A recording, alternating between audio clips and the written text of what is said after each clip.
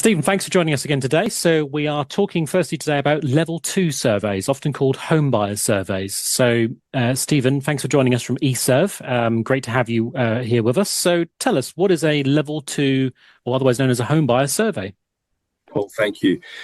Look, level 2 survey, this is going to be a high percentage of surveys which majority of clients will utilize. This is designed for conventional properties in reasonable conditions.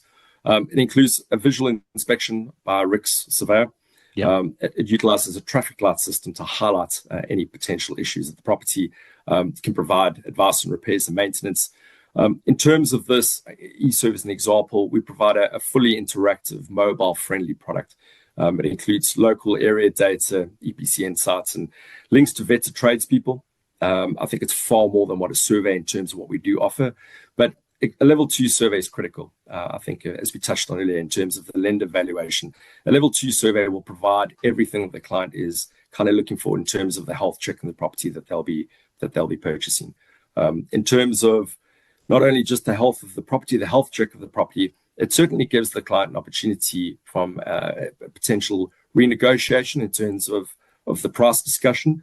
There's a lot that goes into it in terms of that, but at eServe, we typically provide a fully interactive, like I said, mobile-friendly product. So in terms of that, we also provide a post-call for surveyor. Now, Paul, you'll know this, being the advisor. I'm pretty sure you've had to explain many surveys through to your clients. At eServe, what we have is like a post-call for surveyor, where they run through the traffic light system with the client, run through all the process, and just to give them a good understanding of the severity of each of the problems. So for me, a home buyer's report is critical for any person purchasing a conventional property. Yeah, I think that's spot on. I mean, when it comes to typically apartments, leasehold properties, a level 2 home buyer survey is mainly the one that's available, and we'll come back to that in a moment. But you're absolutely right, that aftercare service is so important, because it's the same with like the legal due diligence the solicitor's doing, the finance stuff that we're covering. It's all very well, a client receiving the survey, but a lot of it will be, maybe a little bit technical, still laid out in a consumer-friendly way, but nevertheless, maybe slightly technical points. So it's great that they have that kind of after call with the surveyor who can really just talk them through what the issues are, concerns. As you say, the surveys, they come out in a traffic light system, don't they? So I think, is it red that means there's an issue, and green there isn't? Is that kind of how it works? Kind of correct, yes. So on that traffic light system, and I think, again, that's the importance of that post-surveyor call. They can run through them and explain the severity of the concerns. Something might be red, but it might not be too much of a significant problem that they will explain through them. I think part of the process we do that too, it just gives that client that aftercare service and runs through that process with them, I think is vitally important. It just gives them a good opportunity to make an educated decision in terms of the property that they're purchasing. Paul, we've liked to use that second-hand car comparison, you myself, on multiple occasions, but that comparison is really good in terms of due diligence. It amazes me that clients will be prepared to go through the due diligence they do with the vehicle, but often neglect the survey part of a home buyer's report in terms of the property. Can't utilize the lender's valuation in terms of using that as a price point. That's purely to protect the lender. That the home buyer's report certainly offers a lot more through the client in terms of detailed information they need to make in terms of the property they're purchasing. Yeah, I think that's a really good point. I mean, from a lender's surveying point nowadays, I mean, most of the time, we, even as the broker, we don't receive a copy of the survey, purely because the lender knows we'll only pass it to the client. But equally, there isn't really much to it. It's a one-page document that will say, the property, yes, we agree with the valuation and it meets lending policy. Obviously, lending policy is the rules of what a lender will or won't lend against. And, that's a book about this thick. But it doesn't give any other due diligence other than the surveyor essentially just ticking a box going, yeah, you can lend on it. But ultimately, if there are issues with the property or problems, the lender, so that's nothing to do with us. You're the one who owns it. And that's where having these survey reports is so important. Just thinking of level 2s for a moment, remind me, because there are level 3 surveys, and we'll talk about that in a moment. Yeah. But why is it with apartments, leasehold properties, in most cases, you can only do a level 2 survey? Why is it you can't do a level 3 survey, let's say, on your apartment? It's because the surveyors can't access the communal areas, the roof, the foundations. I mean, these are typically managed by the freeholders or the management company. And it's for that reason why we can't do them, unfortunately.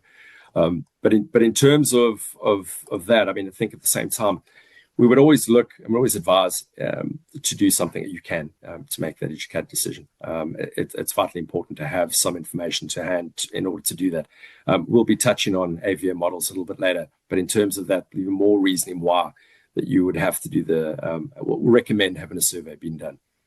Yeah. No, I think you're right. It's so crucial.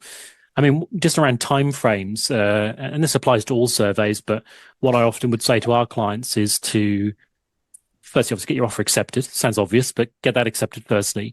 And then let's submit your mortgage application and let's get that approved. Let's get that to offer stage. And most lenders, that's 2 to 3 weeks on average. Some a bit quicker, some a bit longer, but 2 or 3 weeks. And the reason why is if the lender surveys the property and they're not prepared to lend on it, well, there's no point doing a level 2 survey because you're paying money for something that you can't progress on. And ultimately, your mortgage may not be approved. I mean, hopefully unlikely if you're dealing with us, but there's always possibilities. So it's always a good idea to get your mortgage sorted firstly, get the offer out. At least the lender's okay with the property before you do anything, and then instruct your survey. When your survey comes back, from point of view from instruction until when the survey is completed, just round, it could be seasonal, I appreciate, but roughly how long does it take from instruction to the client getting the survey back on average? Well, look, provided it is normal business, we can get it booked in. But generally, it can be 5 days in terms of when they'll receive that survey post the survey being completed. According to availability, also seasonal again, as you correctly said. But I mean, we can get them booked in. We utilize a live diary. We can get it booked in within a week. You can have the survey back within 2 to 5 days thereafter. And that's including the post-call for the surveyor thereafter. Well, a lot of people think that they look at it, might be reluctant in order to have the fee paid, or might be looking to working within a budget. But one thing I've found is that people that if they've had a survey and for whatever reason it's picked up something and they don't want to proceed, they will always get a survey at the next property. They see the value and they see in terms of what it brings to them. So for me, it's something, and I know I'm within the industry and I'm a bit biased about this, but I would recommend it on every property that a person purchases, just to allow them to have that peace of mind they're making the correct decision. Yeah, no, agreed. It is highly recommended for the client to do that for their own purposes. Absolutely. Well, Stephen, thanks for covering level 2s today. Thanks for your time. Well, thank you.